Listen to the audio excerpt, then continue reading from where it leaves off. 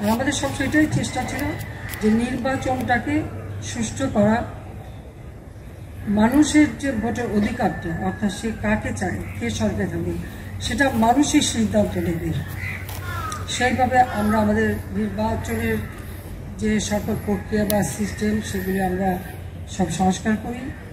Election commission আইন করে election commission গঠন করা, ইলেকশন কমিশনকে তাদের অর্থনৈতিকভাবে স্বাবলম্বী করা, ফাইন্যান্সিয়াল ইন্ডিপেন্ডেন্স নিশ্চিত করা, এবং তারা যে সুষ্ঠুভাবে কাজ করবে এবং ইলেকশন চলাকালীন সময়ে আমাদের প্রশাসন, আমাদের ল এনফোর্সমেন্ট এজেন্সি সকলে নির্বাচন কমিশনের অধীনস্থ করে মানুষের ভোটের অধিকারটা নিশ্চিত করা, সেটাই লক্ষ্য ছিল।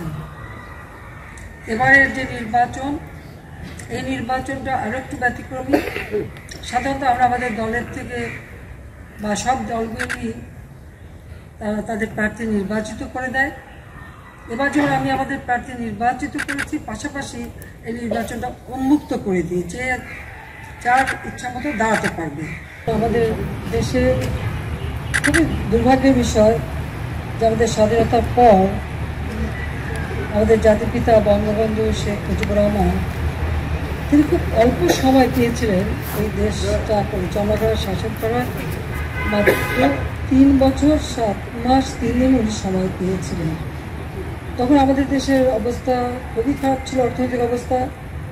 72 সালে তিনি যখন দায়িত্ব নেন, তখন আমাদের দেশের মানুষের মাথাপিছু আয় ছিল মাত্র 92 মার্কিন ডলার, এবং বাংলাদেশের 80% উপর মানুষ দারিদ্র ছিল, দারিদ্র্যের কষ্টে জর্জরিত। তাদের খাদ্য নিরাপত্তা ছিল না, তাদের চিকিৎসা ব্যবস্থা ছিল না, শিক্ষার ব্যবস্থা ছিল না। তেমনি একটি পরিস্থিতি আমাদের দেশে বিরাজমান ছিল।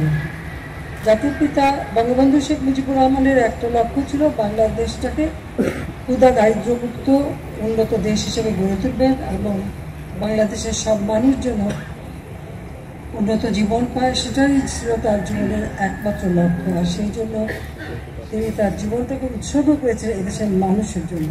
আমাদের লক্ষ্যটা হচ্ছে 2041, অর্থাৎ 2041 আমাদের বাংলাদেশ হবে স্মার্ট বাংলাদেশ। সেখানে কোনো হতদরিদ্র কেউ থাকবে না, দারিদ্র্যের হার আমরা কমাবো, প্রত্যেক মানুষের জন্য জব অপরচুনিটি আমরা সৃষ্টি করব।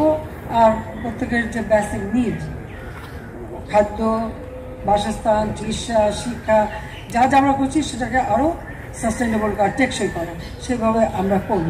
এটাই আমাদের পরিকল্পনা আছে ভবিষ্যতের জন্য। এবং আমরা সবসময় সরকার গঠন করার পর আমাদের কাজ কী সেটা আমরা ঠিক করি। যেমন এই মুহূর্তে আমাদের কী করতে হবে সেটা আমাদের একটা কাজ। দ্বিতীয়ত হচ্ছে আমাদের মধ্যমেয়াদে আমরা কী কাজ করব এবং লং টার্ম প্রোগ্রাম, অদূর ভবিষ্যতে কী করব। এইভাবে 3টা ধাপে আমাদের সমস্ত কর্মসূচি আমরা সাজাবো এবং সেভাবে দেশের এই যে অগ্রযাত্রাটা সেটার জন্য অব্যাহত থাকে, সেই চেষ্টাটা আমরা করব। তো আমি সবাইকে বলবো যে আপনাদের এই আগমন আমাদের দেশের গণতান্ত্রিক বিধি ব্যবস্থার এটাকে আরও মজবুত করবে, আরও শক্তিশালী করবে বলে আমি বিশ্বাস করি।